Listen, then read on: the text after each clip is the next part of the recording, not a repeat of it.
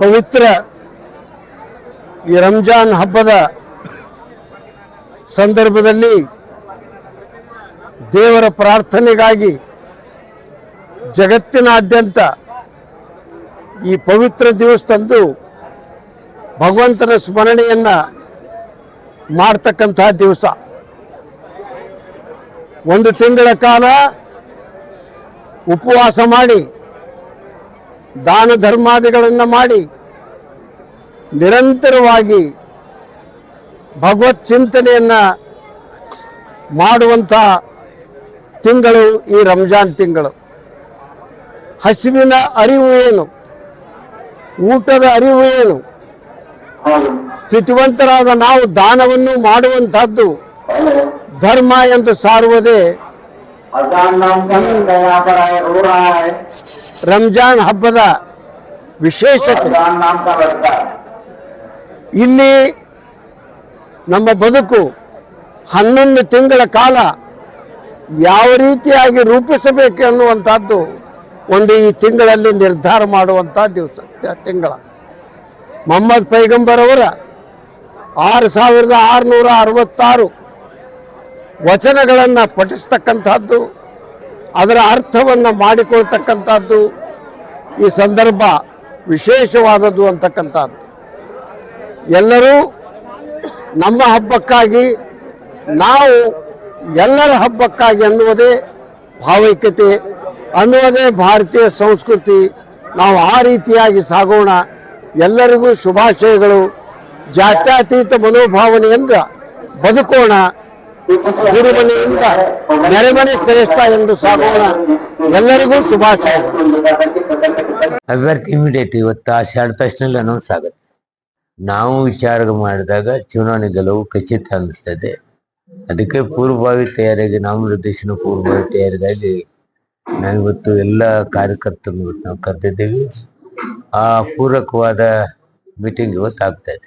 ಅಭ್ಯರ್ಥಿ ಇಮಿಡಿಯೇಟ್ ಇವತ್ತು ಆಷಾಢ ತಕ್ಷಣ ಅನೌನ್ಸ್ ಆಗುತ್ತೆ. ಗಂಟು ಏನಿಲ್ಲ, ಇಲ್ಲಿ ಇಮಿಡಿಯೇಟ್ ಈಗ ಅನೌನ್ಸ್ ಆಗುತ್ತೆ. ಹಾಗೆ ಡಿಲೇ ಆಗಿದೆ, ನಾನು ಹೋಗ್ತೀನಿ ಅದನ್ನ. ಆದ್ರೆ ನಾನು ಈಗಲೇ ಮಾತಾಡಿದ್ದೀನಿ, ಅದನ್ನ ನೋಡ್ಕೊತ ಕೂತ್ಕೋಬೇಡಿ, ಇದನ್ನ ಅನೌನ್ಸ್ ಮಾಡಿ ಅಂತ ಹೇಳಿದ್ದೀನಿ. ಮೋಸ್ಟ್ಲಿ ಅನೌನ್ಸ್ ಆಗುತ್ತೆ. ಕಲಹ ಇಲ್ಲ. ಸಹಜವಾಗಿ ಕಾಂಪಿಟೇಷನ್ ಎಲ್ಲ ಕಡೆ ಇದ್ದೇ ಇರುತ್ತೆ. ಆ ರೀತಿ ನಮ್ಮಲ್ಲಿ ಎಲೆಕ್ಷನ್ ಟಿಕೆಟ್ ಪೈಪೋಟಿ ಇದೆ ಇಲ್ಲ ಅಂತ ಹೇಳೋದಲ್ಲ.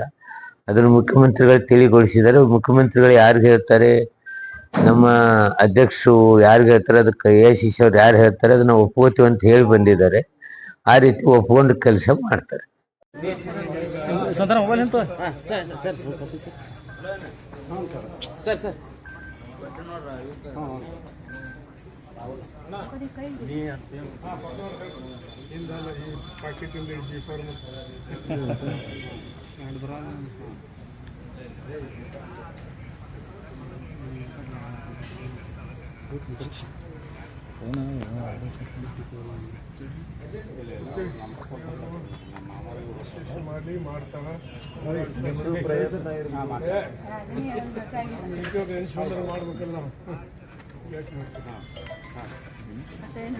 ಮೆಡಿಕಲ್ ಕಾಲೇಜ್ ಘೋಷಣೆ ಆಗಬೇಕಾದ್ರೆ ಮೇಟಿಯವರೇ ಕಾರಣಕರ್ತರು.